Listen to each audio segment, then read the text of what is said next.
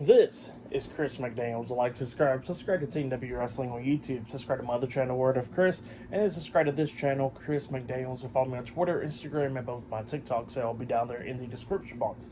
And I'm here to do my WWE Friday Night SmackDown November 15th, 2024 reviews. So here we go discussing about tonight's episode of Friday Night SmackDown. Now we kick off the show with the first segment of the night where we see the undisputed WWE Universal Champion Cody Rhodes. He comes out there and Cody starts calling out Kevin Owens for what he did last week to Randy Orton, where Randy Orton had to get loaded up into the ambulance because of Kevin Owens hitting a power driver onto Randy Orton. So yeah, that's what Cody Rhodes is calling out Kevin Owens for. And instead of Kevin Owens coming out, it was the SmackDown general manager, Nick Aldis.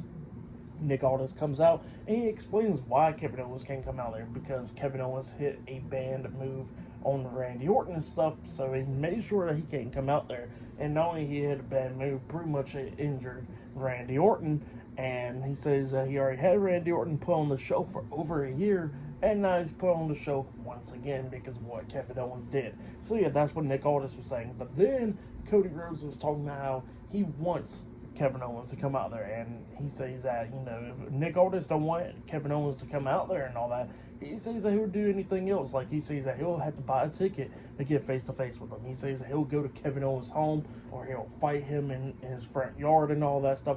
He says that he'll do anything like that, but he knows that Nick Aldis don't want him to do that because he is his champion in the company, and Cody Rhodes tells Nick Aldis that the ball is in his court. So yeah, it's Nick Aldis that make that decision of Kevin Owens possibly going face to face with Cody Rhodes in the ring and all that. So yeah, that's the whole thing right there. But yeah, pretty good segment though. I liked it.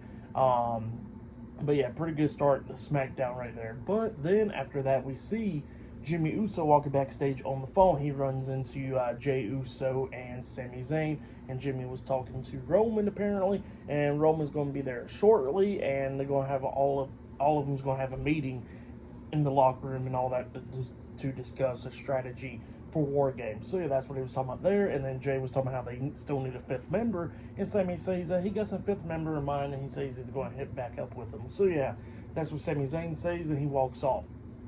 But yeah, that's what happened there. But up next, it'll be Bayley versus B-Fab versus Candice LeRae in a triple threat match. This is a tournament right here to determine the first ever United States Women's Champion. So yeah, that's what's happening there. Up next on SmackDown, much more to come. The tag team titles being defended from Motor City Machine Guns taking on the Street Profits. And later on tonight, we're going to be seeing Naomi taking on Nia Jax for the WWE Women's Championship. But yeah, I'll see you guys later until the next thing that happens on Friday Night SmackDown. I'll see you guys later. Till then. So the next thing that happened on Friday Night SmackDown, we get to the first match of the night. It was Bayley versus Candice LeRae versus B-Fab in a triple threat match. So this is a triple threat match. It's the first round of the Women's United States Championship Tournament. So yeah, there's going to be a bunch of triple threat matches to come from SmackDown and all that stuff.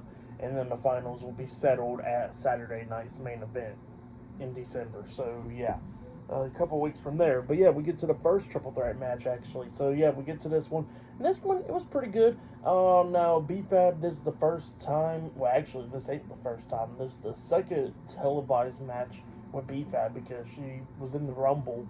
I think it was last year or this year sometime or rather, and she got eliminated within seconds. So this is her second match, and she did pretty decently. B-Fab comes out there with a decent theme song and all that stuff, and she comes in there and she did pretty decently for the most part. Obviously green as hell in the ring, but you know, still done pretty decent for the most part. There was some cool spots in this. Like at one point we see Bayley lift up Candice LeRae for a superplex on the top turnbuckle. When she lifted her up, B-Fab was underneath Bayley hitting a power bomb at the same time. But when they usually do that stuff with the power bomb and the superplex at the same time, we see B-Fab hitting the power bomb, and Candice LeRae coming down with a splash onto Bayley, reversing that superplex, pinning Bayley, but B-Fab breaks the pin at the count of 2. Everybody's going at it back and forth. Bayley hitting the Bayley to belly onto B-Fab. Candice LeRae takes Bayley out, and she tries to hit that moonsault, but B-Fab rolls Candice LeRae up for a pin, but LeRae kicks out at 2. And then Candice LeRae got knocked onto the ring apron, and then she gets hit with the big boot by B-Fab, getting knocked off the apron. B-Fab was trying to hit her finisher move. It looks like she was trying to hit like eat the feet onto Bayley, but Bayley fought out of that and then rolls up B-Fab for the 1, 2, 3. So yeah, Bayley defeated Candice LeRae and B-Fab tonight in the triple threat match, the triple threat match for the first round of the Women's United States Championship Tournament. That's what happened. Great match though. For that match, I'll give it 3 stars. That's what I'll give it. It was pretty good for the most part, but yeah, that's what happened there. But then after that, we see Sami Zayn talking to the United States Champion LA Knight backstage. We don't hear what they're saying, but they are talking. So it looks like Sami Zayn was trying to get LA Knight to come to War Games with them. But yeah, that's what happened there. But up next, LA Knight's on SmackDown. So yeah, I'll see you guys later. Till then. So the next thing to happen on Friday Night SmackDown, we get to the next segment of the night where we see the United States Champion LA Knight. He makes his way out there to the ring. But before we talk about that segment, we got to talk about a segment that happened backstage. So yeah, we see B-Fab talking to Angelo Dawkins and Montesport, the Street Profits, and the Street Profits says that everything will be okay because it's our first match on SmackDown. So they said that, sometimes that happens, but she'll do better next time. So yeah, that's what they said, and they walked off because they got focused on their tag team title match. But then after that, we see Chelsea Green and Piper Niven come up, and Chelsea Green's talking a lot of crap to B-Fab, calling her B-Flop and all that stuff for losing the triple threat match and all that stuff. And then all of a sudden, B-Fab is talking some crap to Chelsea Green, calling her trash can Chelsea, and then Michin comes up, Mia Yim, and she starts talking junk to Chelsea Green and Piper Niven as well. She was talking how she's going to win the tournament. So yeah, that's what happened there. And Piper Niven and Chelsea Green walks off. But yeah, then after that, we get to the next segment of the night. The United States Champion, LA Knight, he makes his way out there to the ring. He grabs the mic, and before he starts talking about what he got to say, he starts talking about Sami Zayn, talking about how Sami Zayn walked up to him a few minutes ago and talked about him trying to see if LA Knight can go join Roman Reigns' team for War Games. So yeah, that's what LA Knight was talking about, and he says no to that, and then he says that he got his own problems and all that. He says he don't care which team of the bloodline it is. He says that he hopes all of them falls. So yeah, that's what LA Knight says, and he says that he got his own business, and that is the United States Championship, because he says that he's going to be defending it more than 2 times a year like Logan Paul. So yeah, that's what LA Knight was saying, and LA Knight was talking about how he got the U.S. Open Challenge, and he's calling out anybody to face him for the United States Championship. And then all of a sudden, we see Santos Escobar, Humberto Carrillo, Angel Garza, and Alexa Lopez, Legado del Fantasma. They come out there, and yeah, we see Humberto staring at LA Knight the whole time, insanely. And then Santos was talking about how he wants that United States Championship match because he says that Alexa Lopez is in that Women's United States Championship tournament, and he says that she is going to win that title and bring it to Legado del Fantasma. He says that what if there's a better choice of bringing the men's United States Championship to Legado del Fantasma. So yeah, that's what Santos was talking about. And then LA Knight brings up the fact that he goes like, look, I heard everything that you said, but I already beat you a few weeks ago and retained the title. And he looks at Humberto, and he says that Humberto wants to face me, it seems like, because he's looking at me like I got barbecue sauce all over me and all that. So yeah, he looks like he's hungry and all that. So yeah, that's what LA Knight was talking about. And then LA Knight was talking about how he will beat Humberto in a 3 score pretty much. And then he was talking about how Alexa would call him daddy, how Humberto would scream out uncle, and how everybody would be saying LA Knight. So yeah, that's what LA Knight says. And then after that, Humberto attacks LA Knight and starts stomping on him and all that before their match starts. So yeah, up next it'll be LA Knight versus Humberto 1-on-1 for the United States Championship up next on SmackDown. So yeah, I'll see you guys later. Till then. So the next thing to happen on Friday Night SmackDown, we get to the next match of the night. It was the United States Champion LA Knight versus Berto with Santos Escobar, Angel, and Elektra Lopez, Legado del Fantasma in a one-on-one match for the United States Championship. So yeah, Berto versus LA Knight one-on-one for the United States Championship. I never even knew they changed Humberto's name to now Berto. So yeah, his name's now just Berto. But yeah, we get to this match, and this match, it was a pretty good one. Both these guys beating the hell out of each other a lot of times in this match, and they said this is Berto's first ever singles title match on the main roster. So yeah, that's what he was saying there. And Berto was doing pretty good up against LA Knight, coming up a lot of near falls, getting a lot of 2 counts and stuff. But then we started getting towards the ending of this match, where we see Berto setting LA Knight up there on the top turnbuckle, and it looks like he was trying to superplex him off the top turnbuckle, but LA Knight knocks Berto off the turnbuckle, and then LA Knight was already up there, so he jumps off with a massive elbow drop onto Berto, waited for him to get back up, and then he hits the BFT on Berto, pinning him for the 3 count. So yeah, LA Knight defeated Berto tonight in a one-on-one match to retain his United States Championship. That's what happened. Pretty good match though. But then after the match ended, we see LA Knight celebrating, holding up the United States Championship up high, getting on the turnbuckles and all that stuff. And then LA Knight gets off the turnbuckles. He turns around, and then he gets hit with a back elbow by Shinsuke Nakamura. Shinsuke Nakamura returns, and then he waited for LA Knight to get back up, and then he hits the Kinshasa onto LA Knight, laying him out. And yeah, Shinsuke Nakamura got this new look now. But yeah, Shinsuke Nakamura has finally returned on SmackDown tonight, and he's going after that United States Championship. Definitely can't wait for that. I hope they can do better with Shinsuke Nakamura this go around. Not gonna lie, I'm already starting to like the new version of Shinsuke. So yeah, this little version that they got going on right here of Shinsuke, pretty cool stuff.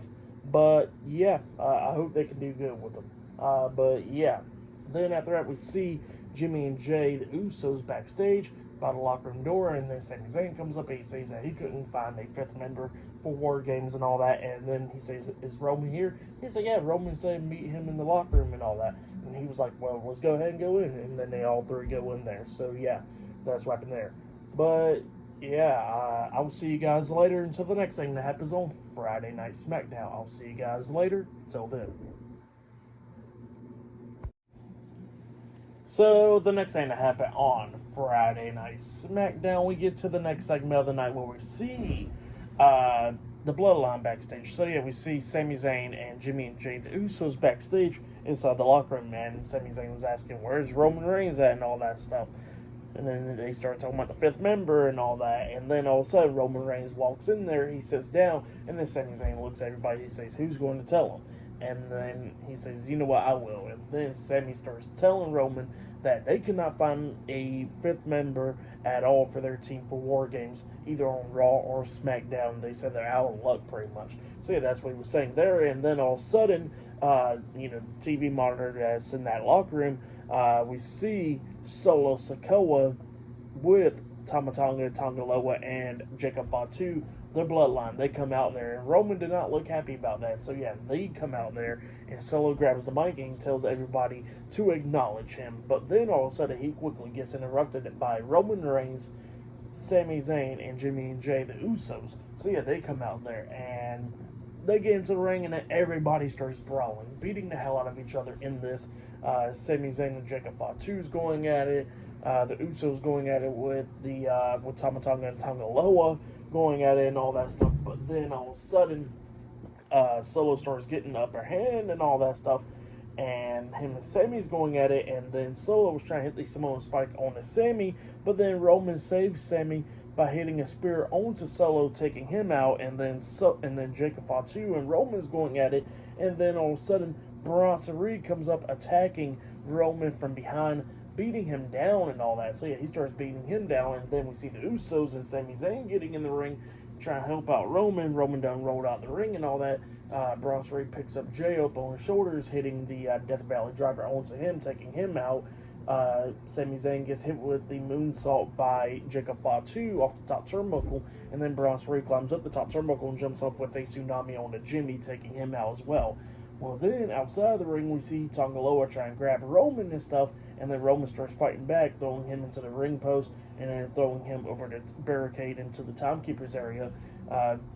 Tama Tonga comes up going after Roman, throws him into the ring. Tama Tonga gets up on the ring apron. He gets hit with the Superman punch by Roman, and then Roman hits a Superman punch onto Jacob, and then hits a Superman punch onto Bronson Reed as well. Well, then he was, still stunned and all that stuff. Solo comes up from behind, hitting a Samoan spike onto Roman Reigns, laying him out. Jacob Fatu then climbed up the top turnbuckle, jumps off with a moonsault on Roman as well, and then Bronson Reed climbs up the top turnbuckle, jumping off with a tsunami on Roman, laying him out as well. So yeah, it looks like Bronson Reed is the fifth member for the Bloodline for War Games right there, and he throws up the one with Solo and the rest of them while they're walking up the ramp. So yeah, that's what happened there. Roman Reigns is laid out, and then Jay comes in the ring, and he tells Roman, make the call. So yeah, that's what Jay was telling Roman at the end of that segment. Pretty good stuff. But yeah, still to come later on tonight, we're going to be seeing the Motor City Machine Guns defending their WWE Tag Team Championships up against the Street Profits later on tonight on SmackDown. And still to come later on tonight, we're going to be seeing Nia Jax defending her WWE Women's Championship up against Naomi later on tonight as well on SmackDown. So yeah, more stuff to come tonight on SmackDown. But yeah, pretty good segment with the Bloodline and all that, with Bronson Reed becoming the fifth member of the Bloodline for War Games right there. But yeah, that's what happened there. And yeah, I'll see you guys later until the next thing that happens on Friday Night SmackDown. I'll see you guys later. Till then. So the next thing that happened on Friday Night SmackDown, we get to the next match of the night. It was the WWE Tag Team Champions Chris Sabin and Alex Shelley, the Motor City Machine Guns, versus Angelo Dawkins and Montez Ford, the Street Profits, in a tag team match for the WWE Tag Team Championships. So yeah, we get to this match, and this match, it was a pretty good match. Both of these teams beating the hell out of each other, coming up near falls a lot of times. And this, at one point, the Motor City Machine Guns had a nice tag team finish move. We'll see, I think it was Chris Sabin that jumped off the top turnbuckle with a missile drop kick to the back of Montez into a flatliner from Shelley, getting only a 2 count out of that. But then all of a sudden, the Street Profits actually starts taking control of this match, beating down, I think it was Chris Sabin. And they was about to hit their tag team finishing move, actually, onto Chris Sabin. They was about to hit that blockbuster, the super blockbuster move onto Sabin. But then all of a sudden, Tommaso Ciampa comes up, pushing Montez Ford off the top turnbuckle, him hitting the ropes on the way down, which caused a disqualification. So yeah, the Street Profits defeated the Motor City Machine Guns by disqualification, but the Motor City Machine Guns retains the WWE Tag Team Championships. And then Ciampa gets in there and starts beating the hell out of Angelo Dawkins and starts stumping on Montez Ford. And then Chris Sabin and Alex Shelley's getting pissed off, going like, what the hell is going on? They're about to go at it with Ciampa, up until Johnny Gargano slides into the ring, getting in between them, trying to get them to stop, and then asking Ciampa what the hell's going on. And then Ciampa just pushes Gargano down. He's all pissed off, and he walks out the ring. Somehow he wants the tag team titles. So yeah, that's what happens there. Ciampa walks off, Gargano follows him along, and then the Motor City Machine Guns try to help out the Street Profits and stuff, talking about like, hey, we don't got no dealings with that, about what happened and all that stuff. And then Angelo Dawkins punches the hell out of Alex Shelley, and then Chris Sabin starts checking on Shelley with the Street Profits leaving out. So yeah, that's what happens there. Crazy stuff. Motor City Machine Guns retains the tag team titles by DQ. It looks like the Street Profits about to turn heel, and same for Tommaso Ciampa. So yeah, pretty crazy stuff on SmackDown. But yeah, for the match and all that stuff, I'll give it all 3 stars. That's why I'll give it as good stuff. But yeah, still to come later on tonight in the main event, it will be Naomi versus the WWE Women's Champion, Nia Jax, 1-on-1 for the WWE Women's Championship in the main event of tonight's episode of Friday Night SmackDown. So yeah, I'll see you guys later. Till then. So, the next thing that happened on Friday Night SmackDown, we get to the main event. But before we talk about the main event, there's a lot of stuff to talk about. So yeah, before the main event, actually this was before the tag team match. I just forgot to talk about it, but now I'm going to talk about it right now. Where Kevin Owens actually sent in the video, and apparently he said he showed up to SmackDown tonight, but they wouldn't let him in because of what he did last week on SmackDown with Randy Orton, and he says that that was bullcrap and all that stuff. But then Nick Aldis called him back up because he wants Kevin Owens to be on SmackDown next week because of his golden boy Cody Rhodes. So yeah, Kevin Owens says that he'll be on SmackDown next week. But then after that happens, we see Bayley going up to Naomi, talking to her backstage and telling Naomi that she knows that she can win the women's championship tonight. And Naomi was saying that she knows that Bayley's going to win the United States Women's Championship as well. And then Bayley was telling Naomi that, hey, she knows that she can't be trusting Io Sky and all that stuff, so she has to be careful. And then all of a sudden, the WWE Tag Team Champions Bianca Belair and Jade Cargill comes up saying that Bayley's the last person to talk about trust because nobody can trust her. So yeah, that's what they was talking about there, and they walked off. Crazy stuff. But yeah, then we get to the main event. It was the WWE Women's Champion Nia Jax versus Naomi 1-on-1 for the WWE Women's Championship in the main event of tonight's episode of Friday Night SmackDown. So yeah, we get to the main event in this match. It was a pretty good match. Now during this match, we did see Miss Money in the Bank Tiffany Stratton. She walked backstage and all that because Nia Jax told her, she could go back there. And Tiffany Stratton was actually watching this match on the TV monitor backstage and saying for the WWE Women's Tag Team Champions Bianca Belair and Jade Cargill, they was watching this match from a TV monitor backstage as well. But yeah, this match is going back and forth, coming up near falls a lot of times in this match. At one point, Naomi actually hits the rear view onto Nia Jax. She pins her 1, 2, Jax barely kicks out at 2, and then Naomi actually knocks Nia Jax outside of the ring, and then jumps off the top turnbuckle with a massive crossbody on Nia Jax. And after that happened, we see the WWE Women's World Champion Liv Morgan and Raquel Rodriguez coming up attacking Bianca Belair and Jade Cargill backstage, letting them both out. Naomi got Nia Jax back into the ring. The referee's checking on Nia. Naomi gets on the ring apron up until Tiffany Stratton comes up, attacking Naomi, hitting her in the back, and then tossing her into the ring. And then after that happens, we see Bayley coming up, throwing Tiffany Stratton into the barricade, taking her out. Naomi Nia Jax sets Naomi up there on the top turnbuckle, and it looks like she's trying to hit some type of move, like a power slam or whatever, onto Naomi, but Naomi reverses that by flipping Nia Jax. I don't know how she exactly did it, but she managed to do it. Pins Nia, but Nia barely kicks out too. Well, then after that, Naomi hits that split-legged moonsault onto Nia. She pins her again. 1, 2. Nia barely kicks out at 2 once again.